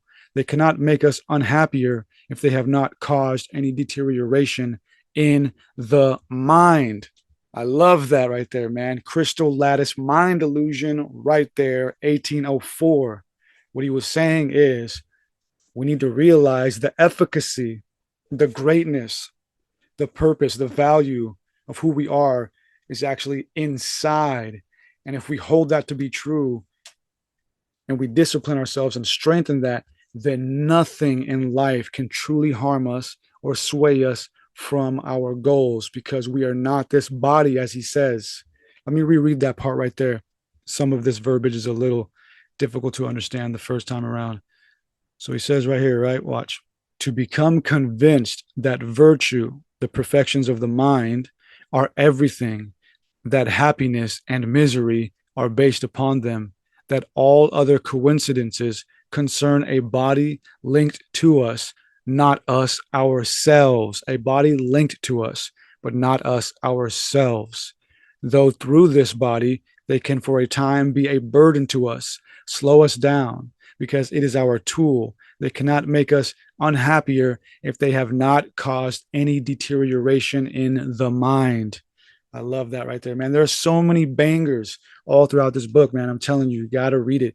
This is a manuscript. This is a Bible on how to find your higher self, how to build a discipline for your higher self. And he continues here, to be capable of this while always remaining the same person. This requires a mental attitude that cannot exist without the belief in our continued existence. Nothing raises the human mind above all of life's dangers and disagreeable circumstances. Nothing eases the transition to another system of things as much as the conviction that this life is the preparation and practice for a better and higher life. Banger. Telling you, crystal lattice mind illusion right there. This is exactly what my entire last book and documentary were about, man, right there. He says right there, to be capable of this while always remaining the same person. Consciousness, that's who we really are, no matter what body or situation we're in. Remaining the same person, the same mind, having that same morality, that principle, that character. And he says here, nothing raises the human mind above all life's dangers other than realizing that this life is the preparation and practice for a better and higher life. It's that infinity, that eternity that I've talked about throughout my books and documentaries, right? This is the simulation. We need to wake up. We need to start realizing and utilizing our consciousness, self-realization, strengthening that. Anyways, I'm getting too carried away with the consciousness stuff, man. I just love this, man. I was sitting there just having a blast reading this. This was just so intriguing and compelling. And he says here, but this world seems to have been made for Caesar. And if power is indeed the greatest thing humanity can strive for, then to most people, this world must appear futile and of the lowest nature. On the other hand, if humanity's purpose is the development of its higher powers, if human beings have to suffer through many an evil and deprivation for the purpose of achieving this end, if the greatness of our minds can only be demonstrated by our steadfast endurance of these evils and considers them to be just so many means to this end, then this world is not for Caesar alone. This world is for every human being. Again, crystal lattice mind illusion stuff right here. If you've read the book or watched me speak about it or watched the documentary, you know that I've talked about how the creator intends for us to evolve to the point where we can finally understand who it is and what we are and what this all is. But it's going to take spiritual evolution, not just physical evolution, but spiritual evolution, progression. But we can't progress if we keep getting stuck in this samsara due to our ideals and visions and beliefs about who we are and what this is. I love this part right here. And that is precisely what makes it so hard to practice these virtues. No man on earth suffers as much or as hard than he who suffers without any witnesses. Man, that is true. Being a blue collar guy myself, there's just so many days where you're out there working and you're like, man, like nobody even knows that I'm out here right now. Nobody even knows that I'm struggling, bleeding, sweating, bruising, putting in work, going hard to install these much needed fixtures, to install this work, to build these homes. And not even just the blue collar stuff, but everything else we do in life, man. And not to complain, it's just a truth, a somewhat of a sad truth to realize that a lot of the good that you do in this life, man, and it doesn't have to be sad, honestly. It's just sometimes you get into your feelings and you're like, man, like nobody's even going to appreciate this other than me and God. And obviously the people who you service will appreciate it, but they're never going to fully appreciate you, you know. But yeah, it's a wild thing, to do good, to simply do work, to do service, knowing that you're never fully going to get compensated or appreciated. That's okay. You know what I mean? That's what builds righteous people, man. That's what builds character, is going out there and doing what's right simply because it is what's right. Anyone in such a situation who nevertheless remains happy to be alive and true to his primary convictions and can believe that even on this rough path, he will not miss his goal, who has reached this great mental height in their convictions, must truly know more lasting goods than this earth is capable of providing. I love that, man, because as I was just saying, in those moments where I'm laboring away alone, working hard, knowing that I'm never going to be fully appreciated, knowing that I'm never even going to be recognized for what I've done or what I'm doing, it's okay, because in those subtle moments when I'm finished with my work and I clean up and I look at it and walk away and never come back to it, I'm okay. When I turn around and see that sky or whatever, feel that breeze, and just know that it's all good, because I was there, I witnessed it, me and God witnessed it. It's all right. And the feeling of knowing that it's going to be of use and it's going to help somebody and it's going to help this world continue. That's a good feeling, man, and again, doing what we must and what we need to is our responsibility. So whether we're appreciated for it or not, it's not the point. It's our responsibility. I love that quote from the Guns N' Roses song. Well, it's a cover of a Beatles song, but what is it? Live and let live. When they say, when you got a job to do, you got to do it well. I love that. I say that in my head a lot when I'm out there in those moments. Like, man, like this is tough. Like I could be at the beach right now or whatever, but I'm like, you know what? You got a job to do. You got to do it well.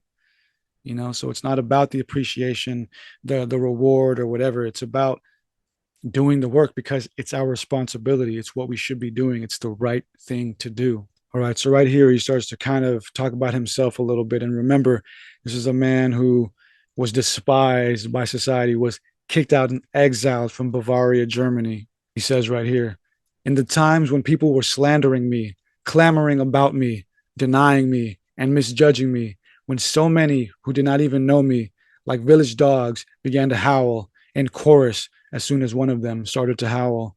And even today, when they still do not seem to tire of it, I have indeed felt most deeply the injustice that has been my fate.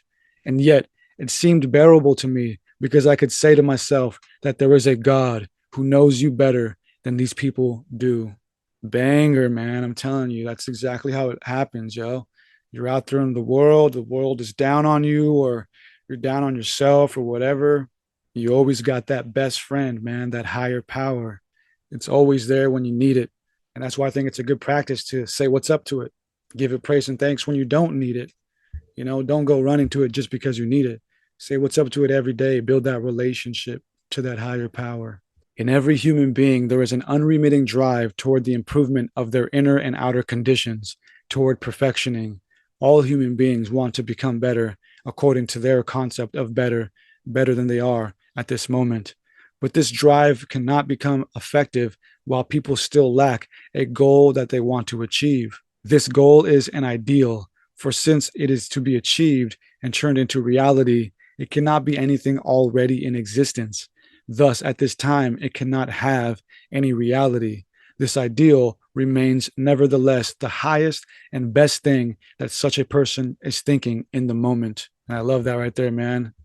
That's why it's important to always dream big for yourself, to always have a goal, man. Always have a regimen, always be working towards something. Because even when you reach that goal, you can go higher. And so that's what he's saying here, man, is in order to progress spiritually and in all ways, you got to have those goals, those visions, and try to execute them at the best of your capability. Love this right here. He says, whoever knows a man's ideal knows the whole man and understands his moral value in its entirety. You can ask 100 people, what do you want out of life? What do you want 5 years from now? If you had $1 million, what would you do with it, right? And those big questions tell a lot about the person. And so what he's saying here is if you examine your ideals and what you are striving for, that'll tell you a lot about who you are. It can tell you a lot about a person. And right now, the whole world is striving for money, fame, power. And so we're corrupt. He says here, people normally cling to the present, but the idea that can elevate them above all beings of a lower nature, though they do not always do so, is the idea of a future or of what may yet come to pass. Without the help of this idea, there is no true perfection of the mind. Without it, even morality is impossible. Therefore, this idea cannot be recommended enough to people, and the prospect of the future, once open, cannot be expanded enough. At this very hour, we still act as if nature is going to come to a standstill after this moment, as if what is happening now is the only thing that will ever be and will have no consequences. I speak about this a lot when people ask me about, end times and stuff like that. I used to believe in the end times a lot as a kid. It freaked me out. And not to say that it couldn't happen. I always say that that timeline doesn't need to happen, but it could happen. Every generation always thinks it's the end and they give up and say, whatever, it's the end, who cares?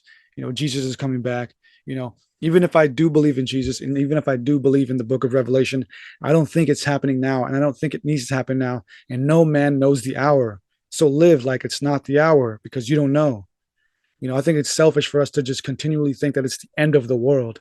It obviously hasn't been the end of the world for 7,000 years, so our children are still going to live on. You still need to show up for them. We still need to show up for the next generation. And so we're doing them a disservice by thinking it's just the end of the world. For this reason, no human being can do without the future. If there is no future, our lives are the most pathetic of comedies. The more the human mind develops, the more it lives in the future, the more it anticipates its existence. The future alone is constantly starting afresh and extends all the way into infinity. Our best and most useful plans will always extend beyond our own lifetimes. They start to provide their benefits after we are no more. We plant trees whose shade, not we, but our descendants will enjoy. I mean, damn, dude, Weishaupt was psychedelic with it, man. Like, this is amazing philosophy, existentialism right here. This is really amazing, man, for him to be thinking like this back in 1804. I mean, this is like really heady stuff, man. I love it. A person who is moderate with his desires must be strong enough to resist the power and weight of the present. To this end, he must be more or less able to see the consequences that will arise. The idea of the future is therefore the fundamental requirement for all wisdom. This goes so far that anyone too weak to rise above the nearest and most immediate consequences or predict in advance what might happen himself degrades into a villain and is unfit. Just a banger right there, man. In my life and in my family, I've seen a lot of drug addiction, criminal activity, and just horrible stuff, and I understand we all have traumas, and not everything that we do is done out of ill will. A lot of what we do is done because we know nothing better. We have been subconsciously tormented and traumatized and lead lives that we don't even want to live. We're just simply acting out our traumas. But a lot of these words that he's saying, man, I feel like they could fix a lot of people who suffer through certain addictions or certain habits. What he's saying here is if you can't even think far enough about what your actions will result in that moment, you are not ready to be your higher self. And I relate to that, man, because I have struggled with drugs and alcohol throughout my life. And it's always that moment. It's always that moment right before I decide to descend back into the abyss where I think to myself, I already know where this goes, and that's the most delicate thing and dangerous thing about all of this, man, is because everything can change in the blink of an eye, in a second, from a wrong decision. And that's why it's important for us to stop, reflect, and think, should I do this? Do I really want to do this? Because you can see it. You already know what's going to happen from those actions that we try to avoid.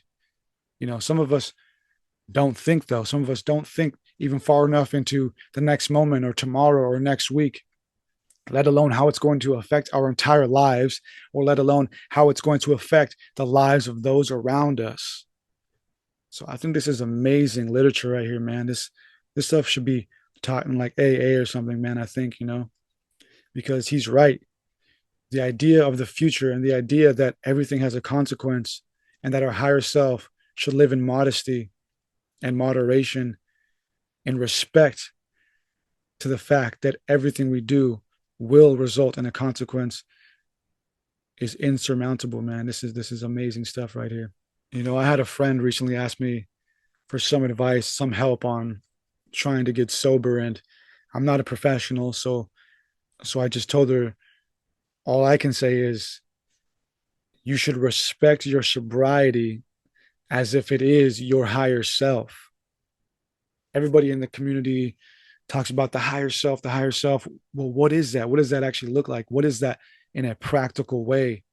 And for some people, being sober, healthy, fit, that is the higher self. And in all intents and purposes, that is your highest self here physically in this physical realm, being clean, healthy, fit. I mean, what higher self can you achieve as a physical being? And of course, with that comes the mental and spiritual and emotional aspects as well. So, yeah, man, it all starts with thinking, realizing that we have the power of thought. We were given that for a reason.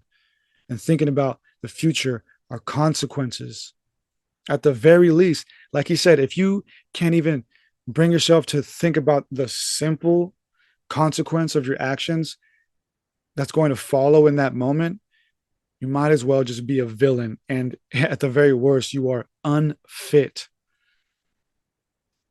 I just love it, man. I love the brutal honesty of this work right here. He who has learned all his lessons from the school of vice and finished his degree sees further than this and discovers the other consequences beyond these that are more favorable to himself. I've definitely been through the school of vice. Have I graduated yet?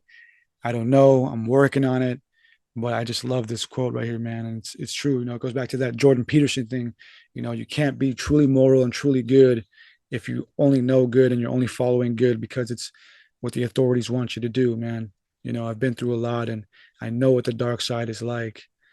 And so choosing to be good and choosing to seek that higher self, man, that's true morality. That's true righteousness right there. There is no more unmistakable sign of an animal like weakness than the inability to rise above the influences of immediately pleasant or unpleasant consequences, than the inability to envisage the consequence of a consequence. We exist for greater things than to eat or to suffer and to die. The idea of the unending, to the extent that we are capable of thinking it, appears to instruct us that what we become aware of here may be something, but it is not everything.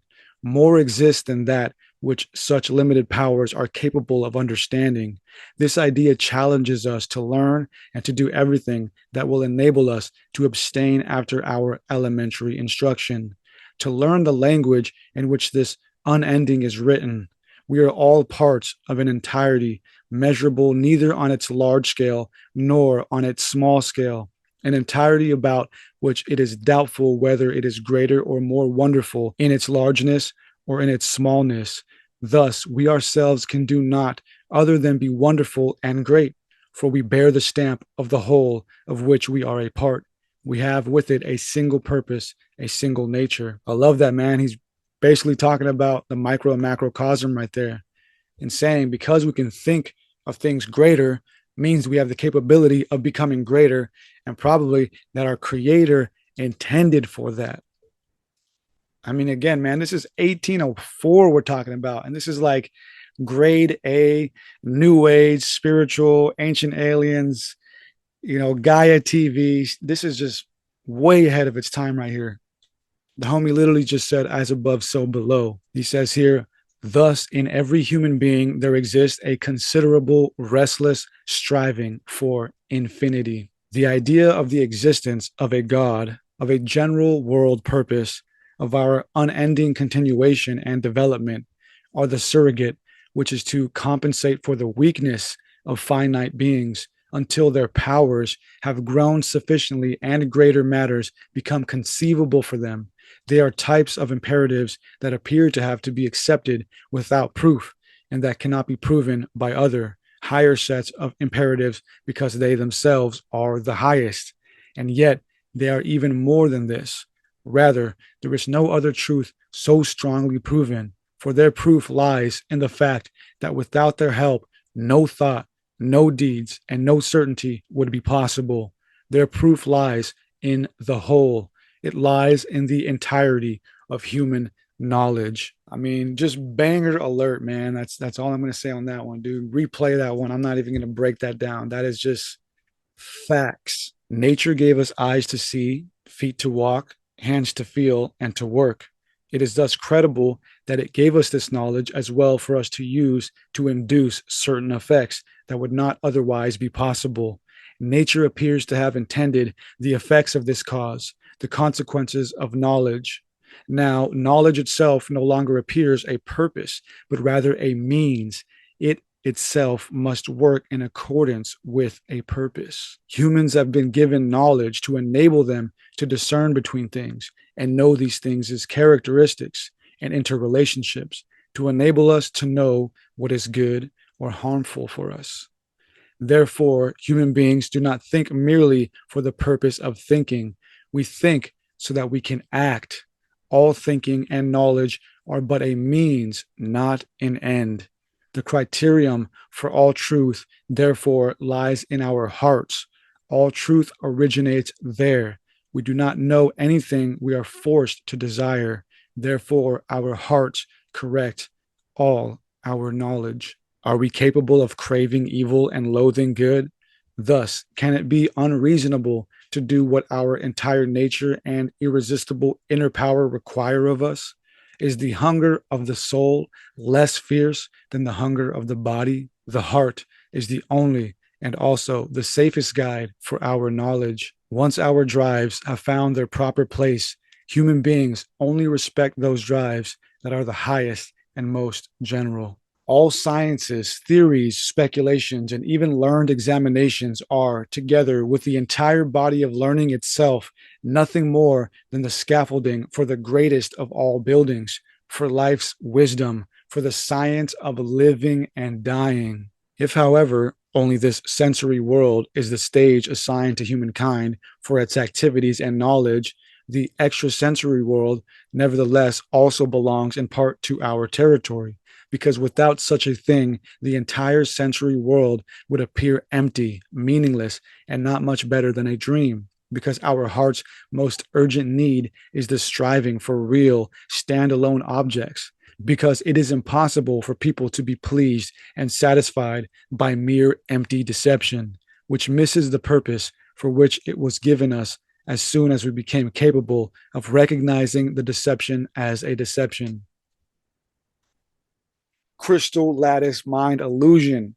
My guy is saying right there to you that, okay, if we have this physical world and it was given to us and we were meant to reach our highest self here, and we also know that there is an extrasensory world, meaning the hidden dimensions, then by default, because we can sense them and we can think about them and we can be aware of them, that means that in our future, in our higher evolution, we are meant to also be able to traverse these extrasensory worlds.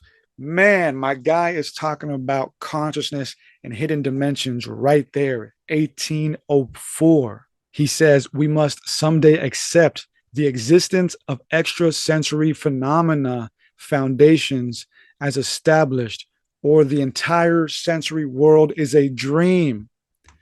Quantum Physics in 1804 by Adam Weishaupt, the founder of the disgraced Illuminati. Yo, Oppenheimer could never, dude. This is crystal lattice mind illusion right here, man.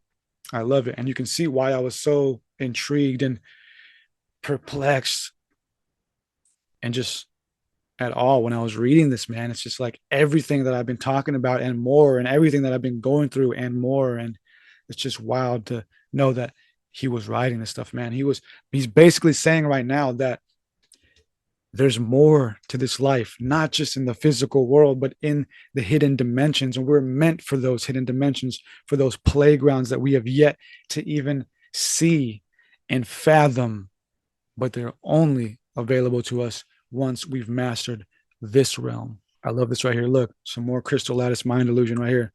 Without knowing it, we imagine things in a way required by a higher order, of which our current manner of thinking is a part and a condition. This portion is linked to the general whole, and we, on our part, do what is our part without knowing it. All right, so right here, he shifts gears and he goes into religions and just lets them have it, man. Classical Adam Weishaupt right here. Check this out. Are people mature enough today to be able to do without the positive religions? History has taught us that these positive religions have frankly become a new, even worse separating agent. And for this reason, they have disseminated unspeakable misery throughout the world and humankind. Closer inspection proves that they have even failed to eliminate the foundation of immortality.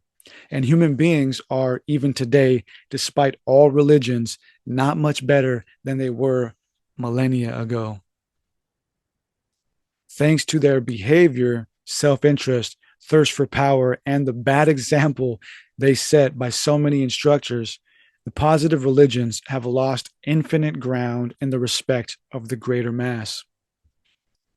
The spirit of slander charges me with threatening the destruction of both religion and the highest authorities and the welfare of the states. I did not want to say any of that, not since today alone, but for as long as I have lived, I have considered the highest authority and religion as important, inevitable human needs. But I wanted, in a time when there was no end to games and abuses in secret societies, for this human weakness to be used to further more real and more dignified aims to the benefit of mankind. I wanted spiritual and worldly powers to be less abused and to be better used in accordance with its sublime purpose for humanity's happiness and well being, to which end they both actually exist. The latter is something I still wish and desire, and I will never cease wanting it. So, right there, he's given what is called an apology or whatever. He's explaining what he was actually trying to achieve with the Illuminati, which I think is super awesome. I mean, he started off with saying, he was slandered with charges of threatening the destruction of religion and authorities and all that, which many authors time and time again have said about him. But he says right here, hey, man, I was just trying to enlighten y'all, man. I was trying to wake y'all up. I was trying to make you guys realize that we are just not doing it right. All this right here is whack. His religion, whack. His government, whack. His school, whack. Enlightenment, whack. Yeah, man. I mean, that's just amazing to read that. He's saying in his own words what he was actually trying to achieve. He says here, I wanted the more reasonable and better people to, in order to save themselves, withstand the seductions and laughter of this world and not be permitted to become disloyal to their beliefs, to hold together. And there couldn't be anything more existential than that, man.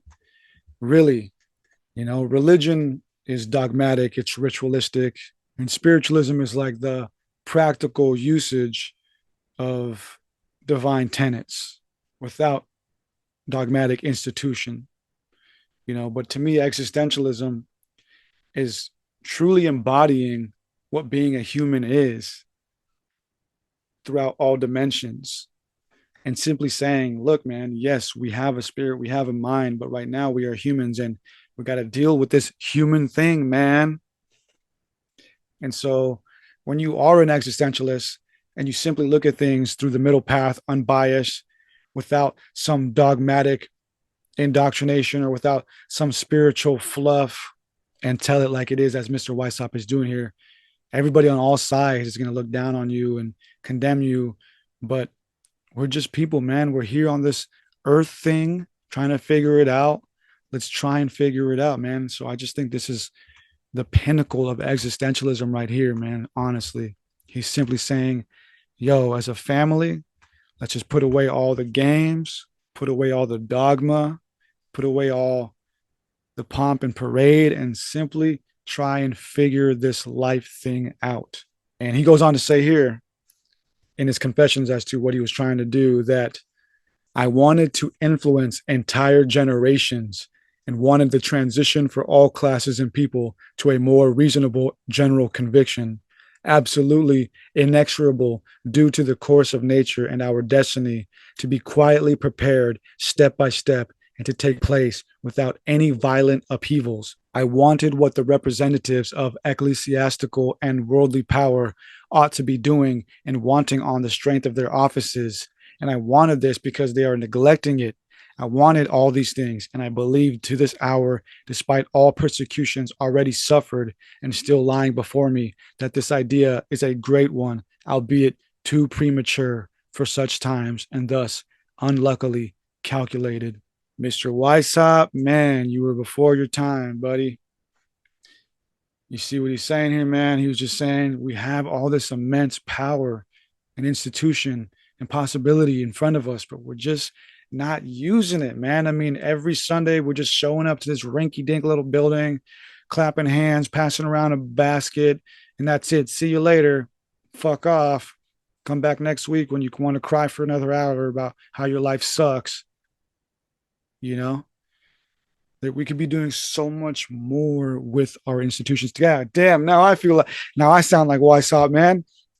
This is why this man is dangerous. I can see why he was a cult leader, man, but I get it though, I get what he's saying. He says here, yes, the different positive religions have disturbed human peace and happiness more than once, but they have also promoted it in many different ways. We have the positive religions to thank for the fact that a larger portion of humanity has, in its own way, retained belief in our continuing existence and in a higher world government. Without their contributions, humanity would have already exterminated itself from the earth, because positive religion is the reason of the greater masses and takes the place of pure reason for these people.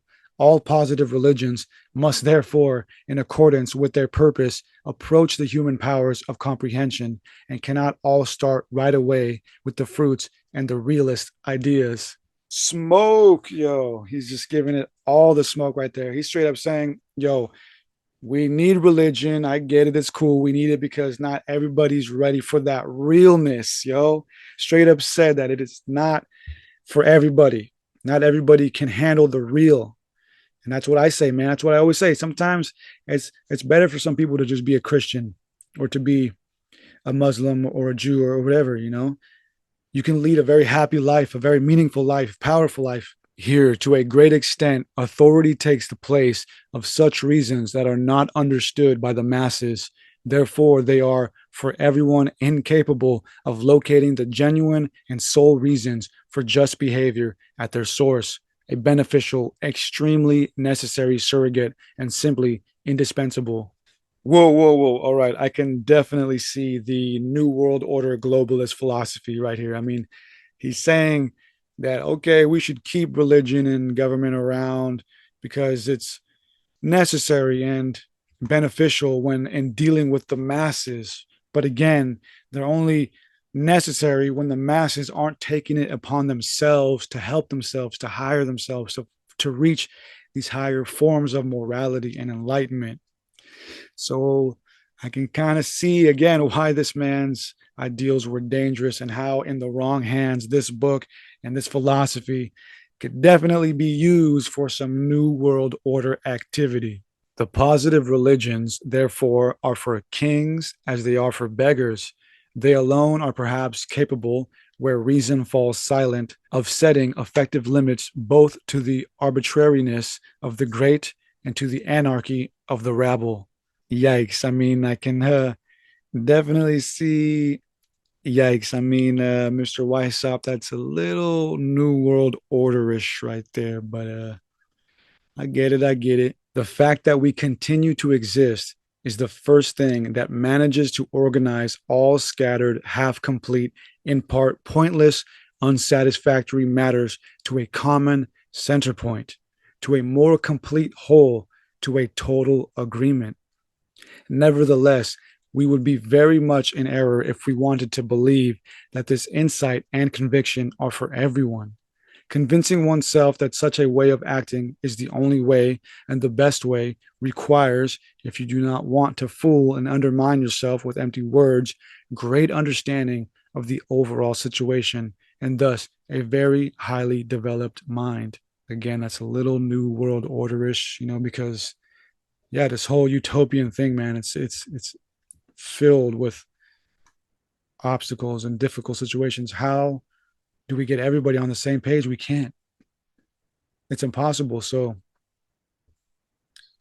in theory, man, it would be awesome if we all just got to upgrade or whatever, just all enlightened together. But at this rate, it's not going to happen like that. It's going to happen in pockets and waves. And so maybe gradually we'll all kind of slowly get there and the old ways and old principles will slowly die out. I don't know. But again, I can see why this is considered New World Orderish or why he was, because at heart he was a utopian. He fantasized about this utopia of enlightenment, but that's a dangerous game, man. It's a dangerous philosophy to put into practice. Let us therefore admit without timidity that we are human beings and, as such, weak and imperfect. Virtue is a great thing and it is humanity's greatest good, but is an but it is an ideal that human beings can only approach without ever reaching it, at least while we live down here below. Human beings cannot distance themselves from this goal without feeling the consequences. But pure, undisturbed pleasure is equally not for the human beings roaming around on this earth, because our perfection exists only in approximation and can be called more perfectioning than perfect. So in a sense, we're always in a state of perfectioning. We're never really perfect, but as long as we're in that perfectioning, we're reaching that higher self, or at least living in that state of the higher self energy. Because to be the higher self would to be literally to transcend this entire realm and physical place.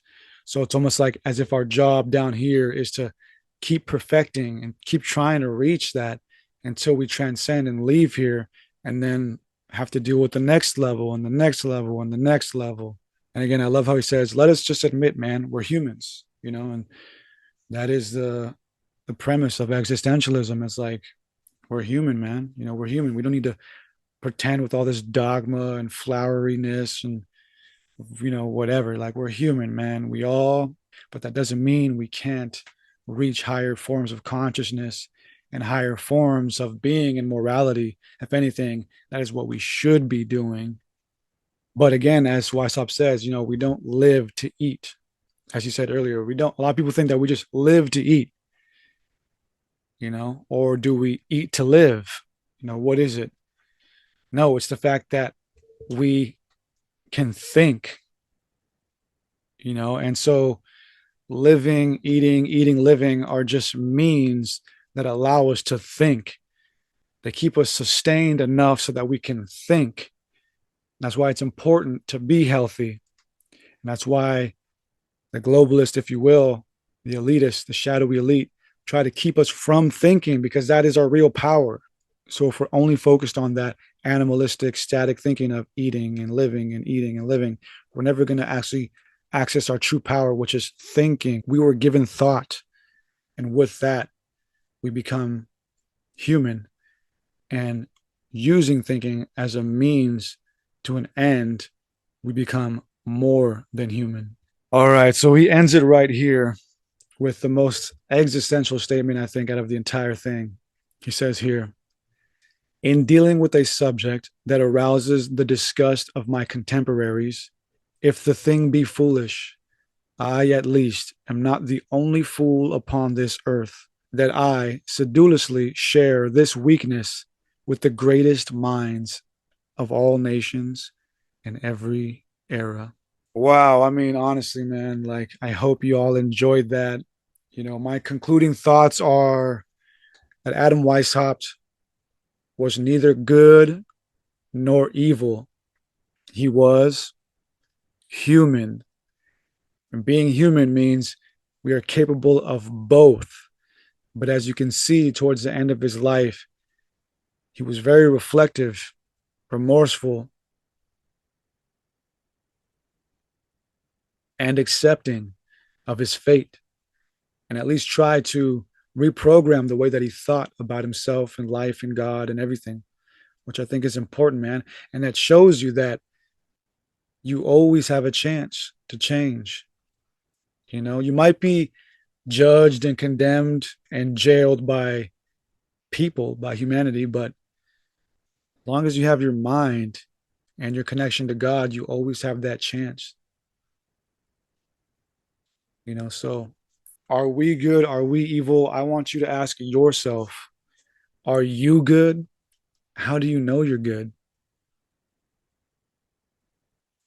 I am a degenerate, man, honestly, but I'm trying, and I want to be better. And this book has immensely helped me on that journey.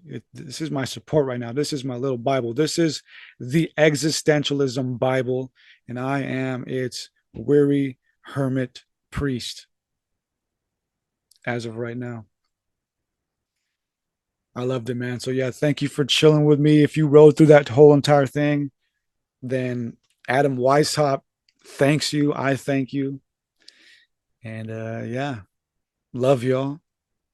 Peace.